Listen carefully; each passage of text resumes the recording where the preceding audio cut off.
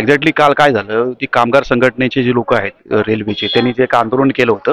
कारण त्यांच्या दोन कामगारांवरती जी मुंब्रा दुर्घटना घडली त्याच्यावरती ठपका ठेवण्यात आला. त्यांनी इंजिनिअरकडनं लिमिट करणार.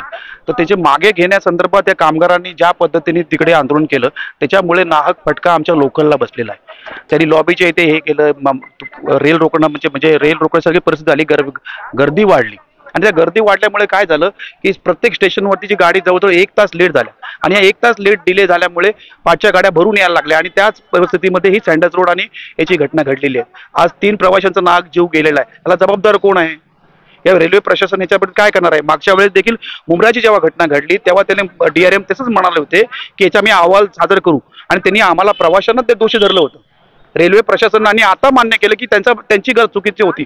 तुम्ही तो रिपोर्ट जर बघितला तर त्या रिपोर्टमध्ये जी मेंटेनन्स करायला पाहिजे होतं, ट्रॅक मेंटेनन्स करायला पाहिजे होतं, तिकडची वाळू जी घसरली होती आणि तो ट्रॅक त्यांनी मेंटेन केला नाही त्या इंजिनियरनी, त्याच्यामुळे ते जी ट्रेन आहे ती झुकली आणि त्याच्यावरती सगळे ते प्रवासी खाली पडलेत. 5 लोकांचं त्यावेळेस जखमी झाले होते आणि जवळजवळ 5 पेक्षा जास्त लोक त्याच्या मृत्युमुखी पडलेले. त्याचा ठपका याच्यावर ठेवण्यात आला आणि कामगारांनी उगाच त्याच्यामध्ये एक इन्व्हॉल्व करून आता या आमच्या प्रवाशांना भेटीस पुन्हा एकदा धरलंय. त्यामध्ये परत त्यांचे जीव गेलेले आहे. त्यांच्या फॅमिलीला अजून काय भेटत नाही. कसं होणार आहे याच्या पुढे? तर हे प्रश्न हो दिलेलं आहे पत्र. त्याचं काय म्हणणं आहे की आम्ही याचा रिपोर्ट मागवणार आहे, त्याचा अहवाल होणार आहे. पण आमची मागणी होती की न्यायालयीन चौकशी व्हावी. माझी न्यायमूर्ती आहे त्यांच्या एक स्तरीय सदस्यमध्ये याची नियुक्ती होऊन त्यांच्या बाबतीत चौकशी व्हावी आणि याच्यामध्ये ठोस ऍक्शन होण्यासाठी गरज आहे. तशी प्रशासन करताना दिसत नाही. कारण नाहक जीव जात आहेत. आज रोज बोलतात ना, रोज मध्ये त्याला कोण रडे, अशाची परिस्थिती मध्य रेल्वेची झालेली आहे.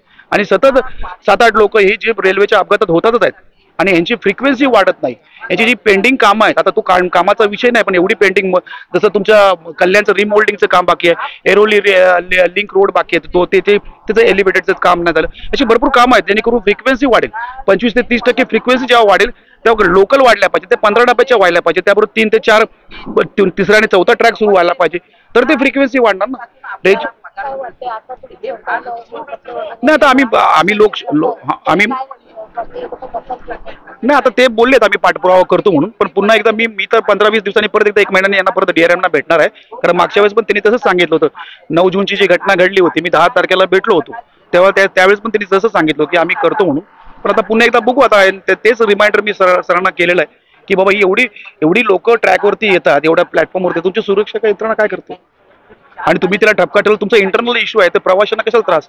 आज संपूर्ण भारतातून 2 करोड लोकांपेक्षा जास्ती प्रवास करतात रेल्वेतून. जवळजवळ 80 लाख लोक लोकलमधून प्रवास करतात. एक मिनिट महत्वाची. एक गाडी लेट झाली तर पाठची गाडी भरते. मग याला कोण जबाबदार आहे? प्रशासनाने त्याकडे न दुर्लक्ष करता ठोस कारवाई करण्याची गरज आहे.